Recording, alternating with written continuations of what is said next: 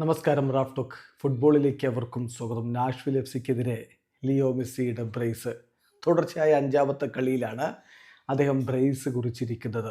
ഇപ്പോൾ Inter മയാമിയുടെ coach Javier Mascherano പറയുന്നു, അവിശ്വസനീയമാണ് Messi ചെയ്യുന്നത്. ഓരോ 3 ദിവസത്തിലും കളിക്കളത്തിലേക്ക് ഇറങ്ങി പുതിയ റെക്കോർഡുകൾ അദ്ദേഹം കുറിക്കുകയാണ്. അതേസമയം ഇങ്ങനെ നിരന്തരം കളിക്കേണ്ടി വരുമ്പോൾ ആശങ്കയുണ്ടാകും.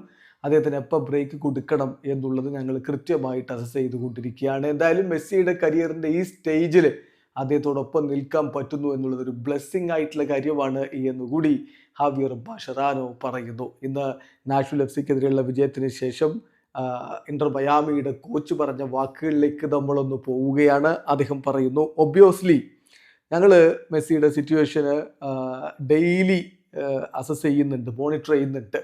കാരണം വർക്ക് ലോഡ് കൂടുതലാണല്ലോ. സോ അദ്ദേഹവുമായിട്ട് കോൺവെർസേഷൻ നടത്തുന്നുമുണ്ട്. തീർച്ചയായിട്ടും അദ്ദേഹത്തിന് ബ്രേക്ക് കൊടുക്കേണ്ട ഒരു റൈറ്റ് ടൈം ഞങ്ങൾ കണ്ടെത്തുക തന്നെ ചെയ്യും. ഇപ്പം അദ്ദേഹം ചെയ്തുകൊണ്ടിരിക്കുന്ന കാര്യം, തുടർന്നുകൊണ്ടിരിക്കുന്ന കാര്യം അവിശ്വസനീയമാണ്. ബ്രേക്കിംഗ് റെക്കോർഡ്സ് എവറി 3 days, എല്ലാ 3 ദിവസങ്ങളിലും പുത്തൻ റെക്കോർഡുകൾ ഇട്ടുകൊണ്ടിരിക്കുകയാണ്. അദ്ദേഹം ഈ ടീമിൻ്റെ ഫ്ലാഗ് ബെയറാണ്, ഞങ്ങളുടെ ലീഡറാണ്.